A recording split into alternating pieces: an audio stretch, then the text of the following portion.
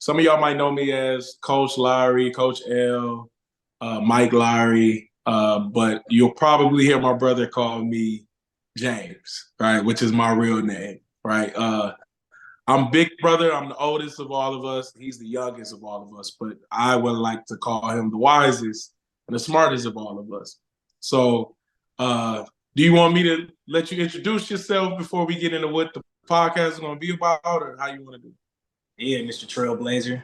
As he will refer to himself as the big brother, the wise, as me as the wise one. He is the trailblazer of our family, man. Julius Buchanan, as you could probably see at the bottom. I came into this life a little different than my brother, but somehow, some way, we kind of got back to the same path, and that's how we started this podcast with my brother. We healing through traumas, man, and that's kind of what this podcast is going to be about. Is just building positivity through each other, learning that our past is our past. It doesn't continue to make us, but it is a part of us. And, just focus on the healing and the growth from there, being honest with each other. Well, we have this thing that we say, me and my brother only, where we say we're going to dad's house. We go in different ways, but we end up at the same house. And that's normally how the end of our conversations go.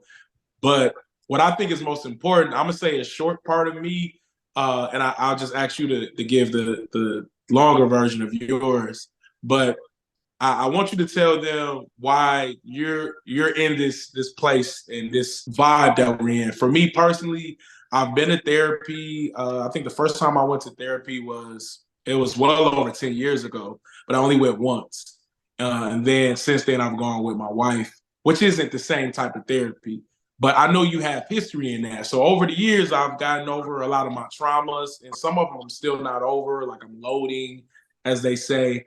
But I don't have the professional background that you do. I just have a sense of accountability, knowing why, asking why, researching myself, my family. Why do these things happen? Everybody know me, and y'all gonna hear him talk bad about me. I'm overthinking.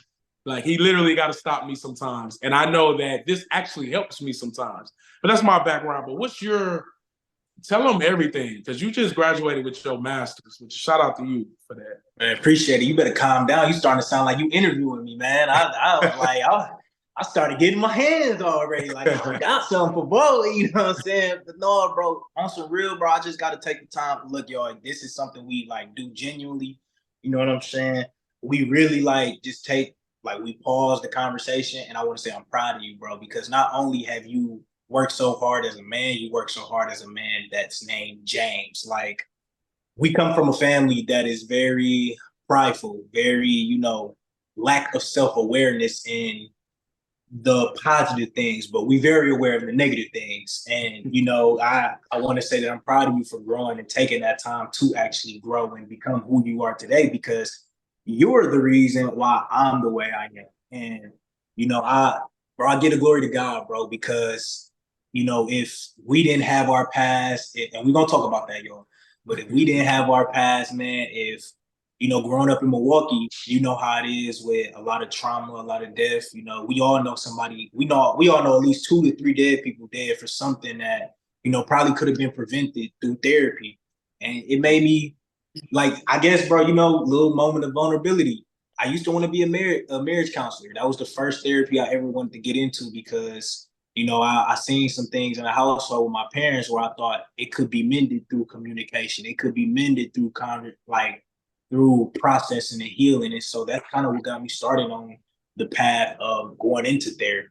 You know what I'm saying? And then how did that lead to school? Like, you could vision it at home, but what makes you say, hey, I actually want to go through the process to get here professionally? I can't even take credit for it, bro. I gotta give it to God because subconsciously, well, no. Consciously, I was doing it because I felt like that was the easiest thing I could do to still play football and get my grades up and go to the league. I'm like, I'm only gonna be in college about 2 years anyway. I'm about to get in and get out. God said, no. He sent them injuries, boy, left and right and left and right. And I was like, dang. I never really considered, what if football don't work out? What is it that I want to do? And I always realized I had such a love for helping people and being an ear for people. Like, I used to didn't know how to use it right in high school. It was more so like the gossiping here. You know what I'm saying? I didn't realize I had such a strength of making people feel comfortable. And so when I got to college, I started to think about everything I went through and a lot of stuff I didn't heal from, you know, losing a lot of friends to death, losing a lot of family members to death, family not talking to each other. You know what I'm saying? Hurting, like a lot of pain. And one thing that always came back to me was like, bro, I feel like therapy could be, well, first God, and second, I feel like therapy could be a big centerpiece in healing the community. Like, I think that's what the Black community needs in itself, like mental health. Like, what do we say, James? We just gonna keep it pushing. It is what it is. Like, Yeah. what you say? Wait, we can curse, right? Yeah. What you say when shit get hard? Fuck it. Yeah. You know what I'm saying? And that's our mentality because the world does not care about Black struggles. So if they don't care, we gotta care. You know what I mean? And kind of how it all got started, big bro. Now let me ask you a question. Wait, hold on. Sorry to cut you off. This is gonna be a different podcast, y'all, because we're big on not cutting each other off. We make jokes about it, but we really like to give each other the floor.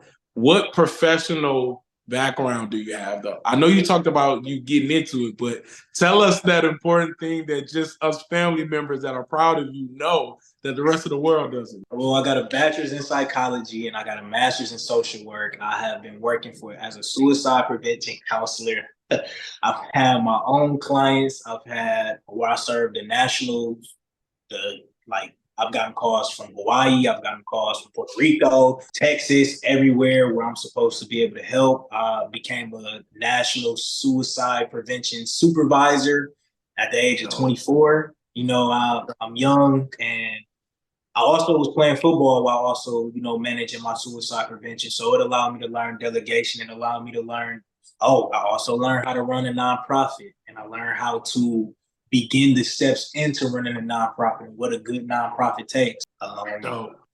Man, yeah, wow. I guess I did a lot, y'all. I guess.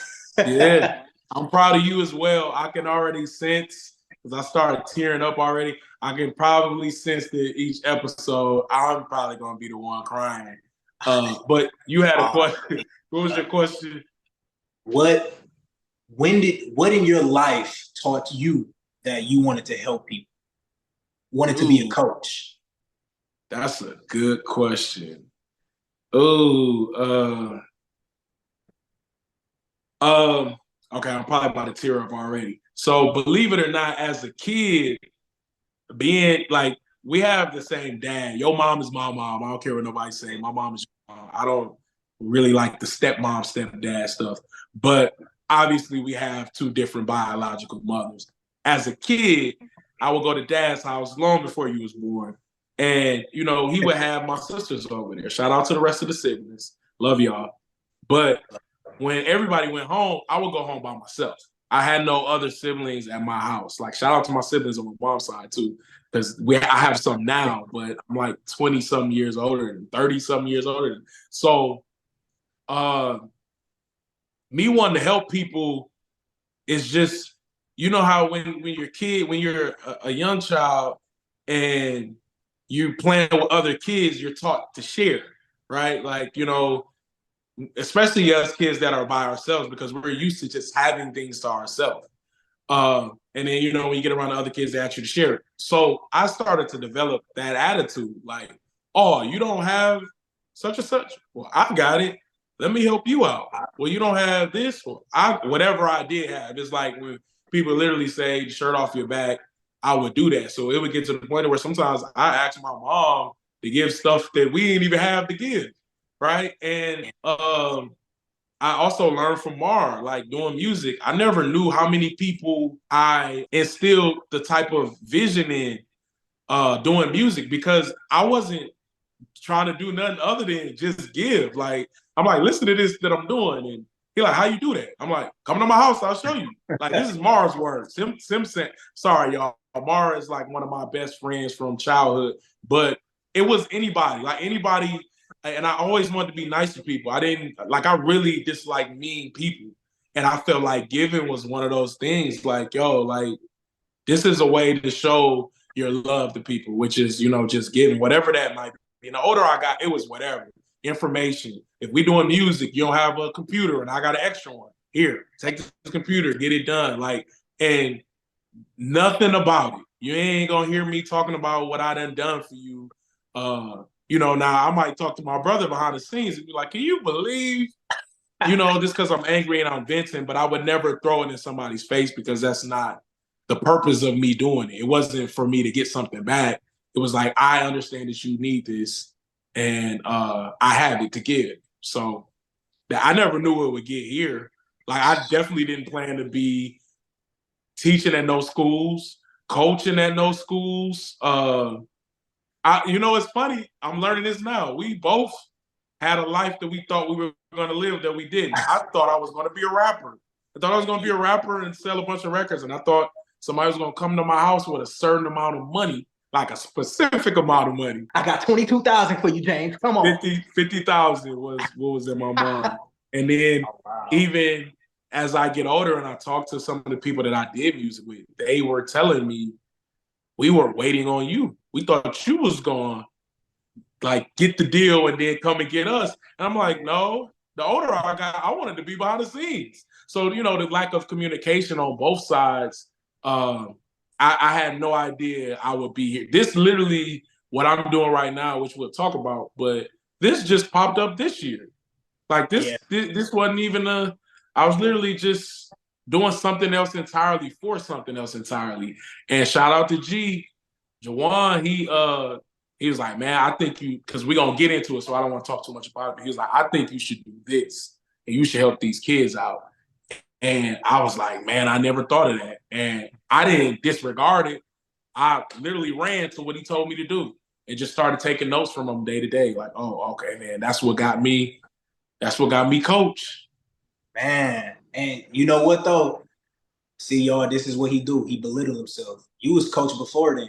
All them times you was in the studio coaching people on how to say things right. Not only say things right your way, but teaching them how to say things right their way as well. Giving them options. Coaching people on how to pour into themselves through an investment, through work, through diligence. Not, oh, I just want to go get this money and that's it. I love what I do. That's something that you instilled into me, and I don't even know if I tell you that enough, bro. You're one of the reasons why it's like I can do comedy as a hobby. I can do acting as a hobby. I can do writing I can literally be the biggest writer, actor, director I want as a hobby while helping people on the other side, all because of you. So I just want to say, man, I'm proud of you, and they don't know all that you've been through, and they probably gonna learn the more that we go through how you have to grow up early, how you have to work and struggle by yourself early. That don't mean you didn't have support, but it wasn't the support you was looking for. And that's never easy, bro. So I'm proud of you, man. Look, you're making me tear up already. Hey, James, I'm not gonna lie to you, bro. I was like, you shut up, because I'm about to do it too. I was like, on, one of these episodes, I can assure y'all, hey, you're gonna see me do this. We're gonna have to cut. It's gonna be one of them because I'm gonna have a little breakthrough. But while I'm gathering myself, I want to start with our trauma. And I think that's important because I never had, I don't want to say a sibling. Yeah, I'll just be specific and say I never had a sibling. I've never had a sibling come to me and tell me how my absence affected them. The oldest girl, our oldest sibling, Q, shout out to Q. Me and her got into it over the years, a bunch of stuff. That's just, I always looked at that like just brother, sister stuff that was expected. But it was never, you left my life type of responses from either of us, me or her. But you had a different type of story. And I always gave you the floor to tell me how I made you feel. But just for the sake of this podcast, let's start with that. We have the same dad, obviously. I'm 40. Julius is 25. So obviously, when I was 15, you were born. And then after that, man, you a bitch ass nigga for doing this to me. Bro, I appreciate you, bro. It's just making me tear up just thinking how far we came, James. Like, old us wouldn't have been this vulnerable on camera. You know what I mean, bro? We wouldn't even be on camera. We wouldn't even be on camera. The boys watching. Man, and it's just, bro, like, bro, I'm grateful to God, bro. And, starting off early, I gotta put this out there before I get into it, because I'm gonna tell the story from my side where I don't remember this nigga being around, but this nigga he proved me wrong. He had pictures and stuff. He was like, all right now, you're getting out of pocket, bro. But man, so growing up, I always knew I had other siblings, but it was to the point where it was like they felt just like strangers to me. You know what I'm saying? That they would probably come around maybe when I was young, but when I started to kind of get my own, like when I started to conceptualize my mind, it was like, yo, I got siblings that might call and say what's up to me, but that's about it. And this whole time I'm thinking all my siblings are in Milwaukee. And so that's a very important part. I know he probably won't say it, but the only sibling that really used to come around often was our sister Q. And she would come around like every Christmas or, things like that. And she might come with my niece, my baby. That's my baby Joblin. Shout out to her. She might come, grew up in a house with my sister Courtney. And, me and Courtney also had healed, and we had a come to God moment, as one would say, where we talked and she apologized because she was my first bully. You know what I'm saying? I grew up in a house with my first bully, the first person to instill a lack of confidence in me. And that it really fucked me up because all I ever wanted to do was be accepted by people. And, it was something to the point where I felt like a burden to my parents. I felt like the only really person that was fucking with me was my granny and my uncle, you know what I'm saying? And I had my best friend, Walter. Shout out to Walter and my nigga. I got a lot of friends, you know what I'm saying, that I call my brothers, but Walter and Najee was always there. And, RP, my boy Tyran. I had a lot of people that came and, filled those subsequential voids that I was always looking for. And like, it was to the point where my siblings weren't so much in my life where I tell my brother now, like I used to call them my half brothers and sisters. Like I wouldn't even, nigga was like, I remember I told James the first time, he was like, I appreciate you for telling me that. Damn, niggas called me a halfie. I was like, yeah, right. But that was my coping mechanism at that time. It was my way of detaching myself from people I felt like didn't care about me. And so once my sister Q came around, it opened up a little bit. I'm like, oh damn, okay, I'm getting back with my family. And then she'd disappear for a while. And it would just be no type of communication with me. It'd just be gone. And so with James, it was, he my big brother, you know what I mean? And I always wanted to feel like a little brother. And when I was younger, I would always get in trouble for things. Me and Courtney always talk about it. I felt like I had to be the one responsible for certain shit. And I never had that chance to just feel like a little brother. Like I feel like I had to grow up in a household where, nigga, you gonna be the man of the house. Like start picking this shit up and get it together. Like, it was a lot of shit like that where I always wanted to just go and call somebody or call my big brother, like, man, why dad acting like this? Why this, that? And I never had people that could understand. And, it got to the point where I felt so neglected that shit, I neglected myself, where it was like, okay, that's where my people pleasing thing came in. Okay, I can make a motherfucker laugh. I can make a motherfucker smile. That'll keep people around.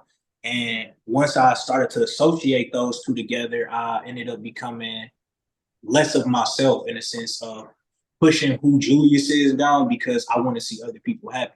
Now, I do take that as a positive thing now because I have the ability to do both. But growing up in a household where it was like I had no choice but to do that, it was like, damn, I need an escape. And so finally, me and my big brother came around and we had a talk around, I think I was like 15 going on 16.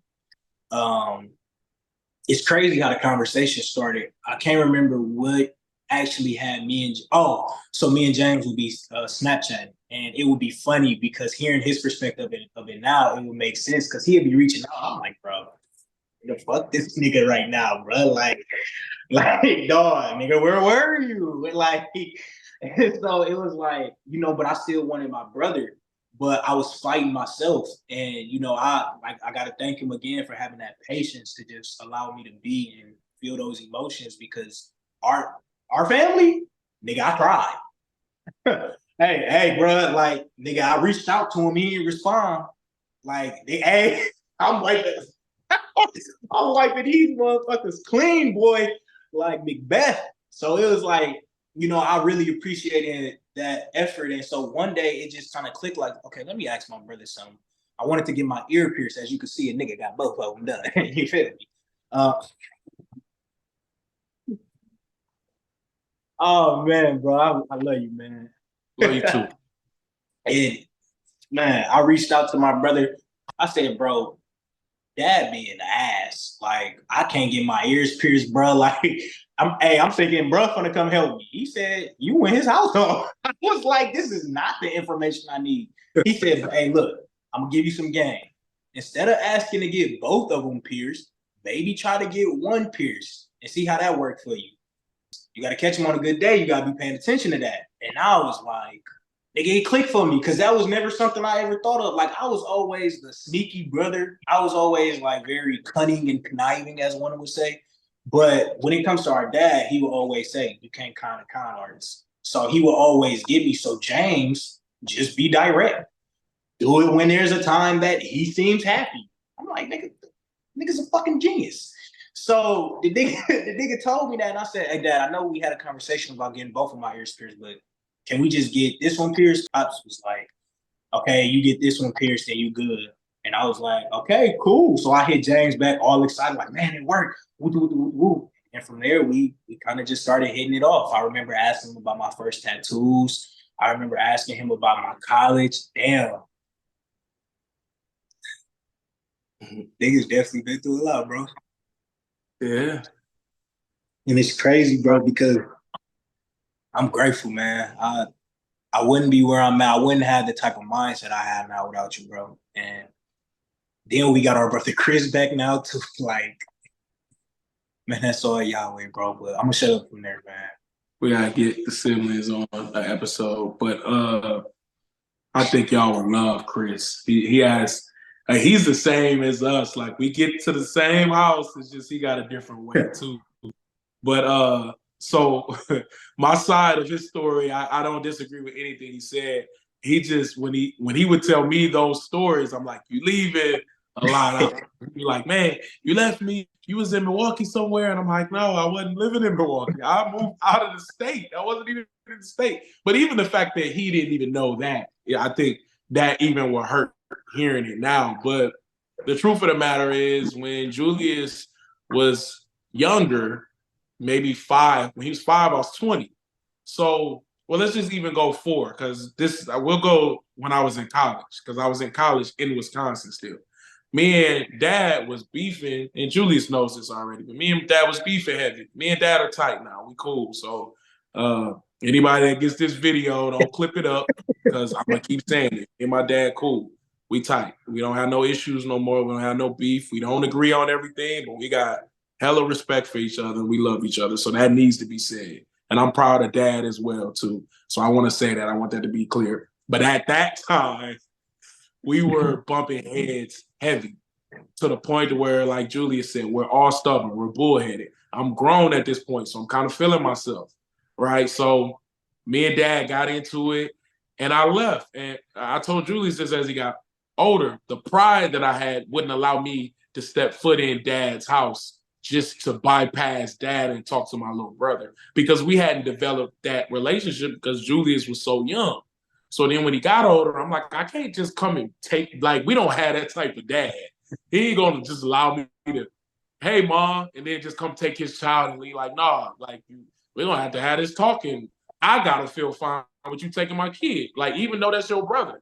So that lasted for a long time, but the times that we were cool, I was going back home, was kicking it with Julius. Not kicking it with him, but going to his basketball games. I let Julius hear one of my old CDs, and he's on the CD. I put him on the CD, like, on purpose. Like, literally, Dad, put Julius on the phone. Like, so, but I understand, because I felt this way about certain people in my life. When you're only around but so much, I'm going to just generalize that and say that you're not around. So I think with the issues that I had with Dad, I knew how you felt exactly. And even with what you're saying, like, having people around you to, fill that void, that was Mark. Like, I told Martin got me from dad so many times when me and dad got into it. Mar was like my savior in a sense of uh, when I was around them, I didn't think about the void that I had with some of my family members because they filled it. Not money, girls, church, music, basketball, right? All of the time. So it allowed me to just be in a space where I was just completely blissful and happy. I didn't have any worries with them. But uh so that happened. The older we got, I used to hate when you would hit me on Snapchat because you wouldn't respond to anything else. Like I literally would hit my mom up like, yo, he has the cell phone message. It comes to the same phone as the Snap. I was like, he won't respond to my text messages, but he hit me on Snap. But I had to realize like this is the only way that he's gonna respond to you. So are you just gonna give up on him or are you gonna talk to him on his terms? And I was like, I'm gonna talk to him on his terms. Like this is my little brother. And the truth of the matter, it was like you weren't no little lame dude. You was cool. So it's like I think I saw a lot of me and you, as my wife would always say, because she's known Yeah. me since I was that age. Again, the older we got, we kept talking, we stayed in touch. I know the other time we were kicking it was when we was in Milwaukee. When I came to Milwaukee, we was at Ricky's house. Yeah. So we had a super good time. Man, you were still a little distant. You burned off on me, but I still appreciated what we had because it was like I know you were at that high school age where like you ain't really messing with your family in high school. Like you got your friend. We all did. I did. So we got our best friends. That's who we rolling with. They ain't with their family either. We family now. What's up, Tom? No, you knew what time it was that night. That's why I burnt off on you. I had to go. Oh yeah, but then even you trying to burn off on me in traffic, like. Courtney said something, and I'm like, nah, I know what he doing. I ain't gonna I don't say want him nothing to to see it. him. I had to put the head down in the side. I Yeah, said, hey, I'm bro. like, I was like, I'm gonna just go home because I knew also at that moment I didn't have that type of connectivity to you to just like now you were listening to me. Then it was like, man, you barely getting me talking to you, so you better know your place, and I knew my place, so it was like, yo. And then we got eras and levels of our relationship. And I'll Yeah. just say most recently, you kept asking about our siblings, like, why did he do this? And where was she at? And I gave my side of the story, but Julius knows I'm honest. I'm not I'm the type of person that's gonna tell the context, even if I'm included in it. Like, yeah, I did do this, but this is what happened before it. Like, so it ain't just looking like I'm the guy that's doing all the right. So he kept asking about our siblings and certain stories. And I was like, I think you should reach out to them and get their side of the story. And I never forget, it was me, you, Q, and Courtney on FaceTime. And we were all telling stories. And Sade and Chris came up. And I was like, I think you should call them now.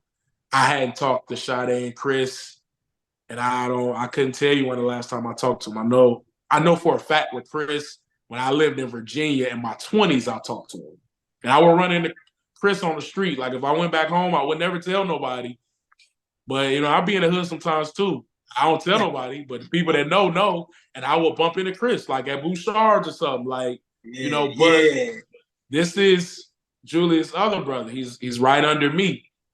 So Julius was the one that was vulnerable because I can't speak for Q. I can say for me, I was a bit prideful because it's like it was me generalizing it. Well, we haven't talked, so why I got to be the one to do it, right? But Julius can because he want to know something. I don't want to know it. I didn't think I wanted to know anyway. But then some of these stories you get to ask them, and I'll let you tell your side of that. But through that, I was able to have a man-to-man with Chris because me and him had a lot of issues. Not a lot of issues, but issues coming up that I didn't know about. And I think it'll be dope if he chooses to come on here and tell his side of that because he affected me a lot coming up as well. Too. Also, the first person I wrote a rap with. I think that's important because I love music. But so literally, we ended up having a group chat with all of the siblings in it. I think at this point in life, we all know we all love each other. There's no question about it. Doesn't matter how often some of us talk or don't. There's love there for sure. And I have to give that credit to you because you were I think you were trying to get there, you just didn't know how to say it. But you needed me to pull you in there. Like, come on, I got you, right? And I think I'm kind of patting myself on the back here. You saw that I have history mending certain things in the family. First with my dad, because I don't think I would be able to do anything, mend any other relationships in our family without me getting things right with dad. I'm gonna say this and shut up. I think for some people, when you blame your dad for a long time of your life, you have to come to grips and realize that you also weren't allowing your dad to be a father to you and you weren't being a good child. And I know that was me. And I told dad that. Like, I was so concerned with your absence that when you were trying to be there, I was absent. Right. And I don't think people want to give that up because you want the dad to take all of the crap because you the dad. You're supposed to be the leader. But it's like, you grown now. Remember? So you got accountability. Go ahead. Boy, talking fire, boy. I'm not gonna lie. That might have to be our trailer to send people to the link, bro. Just that little part right there. Yeah, James, that part right there is deep, bro, because, you touched on a little bit what I was thinking of. Something that me and you talked about for so long is we wanted that family feeling. Like, they don't know you got a chance to see the block parties with the family coming together. You got a chance to see with the cousins being together. I got the complete opposite. I got maybe 5 people coming over for Thanksgiving, 6 people, and they from mom's side. You know what I'm saying? They not even from dad's side. So growing up, all I seen was dysfunction on dad's side. So when you mentioned, being vulnerable, I'm like, what the fuck I got to lose? I ain't, you know what I mean? Like, what, the niggas gonna look at me funny? I can't do nothing more than give my love that I got. And, you said something big, bro. I think before you and dad could even heal, me and you had to heal because we needed the other piece that we was missing of each other.